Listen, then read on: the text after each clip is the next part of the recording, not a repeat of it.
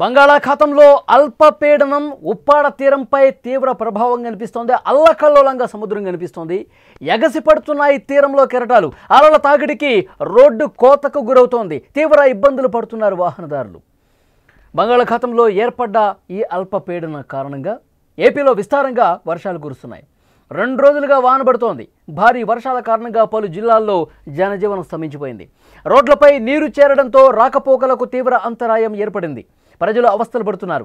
అల్పపీడన ప్రభావం కాకినాడ జిల్లా కొత్తపల్లి మండలం ఉప్పాడ తీరంపై ఎక్కువగా కనిపిస్తోంది.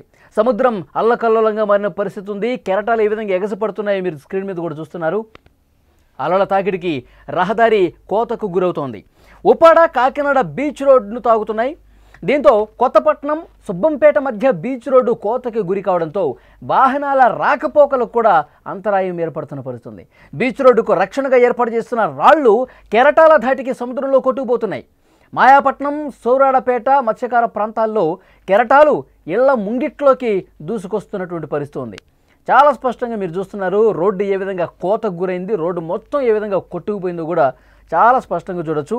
ఇంకొక చోట చాలా ఇబ్బందికర పరిస్థితులు ఉన్నాయి వాహనదారులుగా. అక్కడ అటువైపుగా వెళ్ళే వాళ్ళందరూ కూడా ఆ అలలు ఎగసి పడుతున్నటువంటి ఆ ధాటికి తమ వాహనాలను కూడా ముందుకు నడపలేని పరిస్థితి ఏర్పడుతుంది. ఒక్కసారి అక్కడ చూడండి, లెఫ్ట్ సైడ్ బాక్స్లో ఆ అలల వేగం, ఎగసి పడుతున్నటువంటి కెరటాలు బలంగా ఇటు ముందుకి దూసుకురావటం వల్ల అటువైపుగా ఎవరూ కూడా వాహనాలతో ప్రయాణం చేయలేని పరిస్థితి ఏర్పడుతోంది. మత్స్యకారులు ఎవరూ కూడా లోపలికి వెళ్లకుండా ప్రభుత్వం ఇప్పటికే హెచ్చరిక జారీ చేసింది. మత్స్యకార కుటుంబాలు, అక్కడ ఉన్నటువంటి స్థానికులు సురక్షిత ప్రాంతాలకు తరలిపోతున్న పరిస్థితి. ఎందుకంటే ఇంకా లోపలికి ఇళ్లలో కూడా వాటర్ వచ్చేస్తూ ఉన్నాయి. అల్పపీడన ప్రభావంతో తీర ప్రాంతాలకు చెందిన మత్స్యకారులు స్వచ్ఛందంగా వేటను కూడా విరమించిన పరిస్థితి. రంగంలోకి అధికారులు దిగి సహాయక కార్యక్రమాలు కూడా చేస్తున్న పరిస్థితి. అల్పపీడనం ప్రభావంతో బుధవారం నుంచి మోస్తరుగా వర్షాలు కురుస్తాయని వాతావరణ శాఖ హెచ్చరిస్తోంది.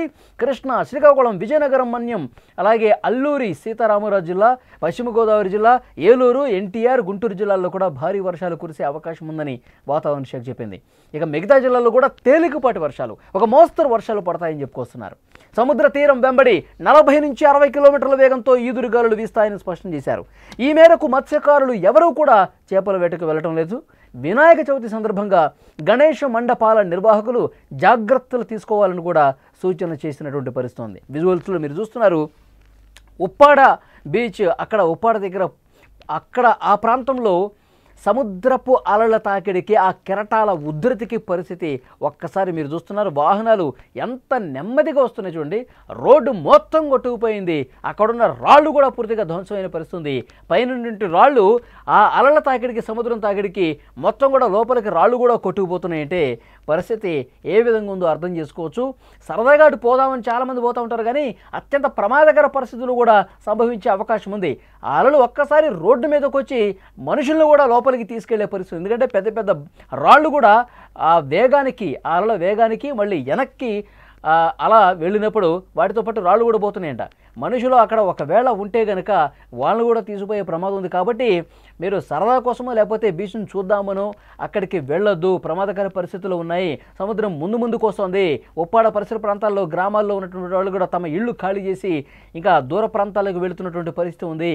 అధికారులు తగు చర్యలు తీసుకుంటున్నారు, కానీ కొంతమంది వినట్లేదు. ఆ ప్రమాదకర పరిస్థితుల్లోనే ప్రయాణాలు చేస్తూ ఉన్నారు. అధికారులు అక్కడ సహాయ కార్యక్రమాలు చేస్తూ ఉన్నారు. ఎప్పటికప్పుడు హెచ్చరికలు పంపిస్తూ ఉన్నారు. మత్స్యకారులు ఎవరు కూడా వేటకు వెళ్ళట్లేదు. వాళ్ళు వేట నిషేధం చేశారు. ఈ వర్షాలు పడుతున్నంత కాలం, ఈ ప్రభావం ఉన్నంత కాలం వాళ్ళు ఈ విధంగా చర్యలు తీసుకోవాలని చెప్పి, జాగ్రత్త చర్యలు తీసుకోవాలని చెప్పి అధికారులు చెప్తున్న పరిస్థితి. అక్కడ ప్రధానంగా ఉప్పాడ ఆ ప్రాంతంలో ప్రస్తుతం అధికారులు క్షేత్రస్థాయిలో పర్యటనలు చేసి అక్కడ స్థానికంగా ఎలాంటి ఇబ్బందులు ఉన్నాయో వాళ్ళని అడిగి తెలుసుకుంటూ ఉన్నారు. సముద్రం ఇంకా ముందుకొచ్చే పరిస్థితి ఉంటే, ఇంకా ఆ వాటరు స్థానికంగా ఉన్నటువంటి గ్రామం లోపలికి చొచ్చుకుపోయే పరిస్థితి ఉంటే కనుక వాళ్ళని హుటాహుటిన పునరావాస కేంద్రాలకు కూడా, కొంచెం దూర ప్రాంతాలకు కూడా తరలిస్తున్నటువంటి పరిస్థితి ఉంది.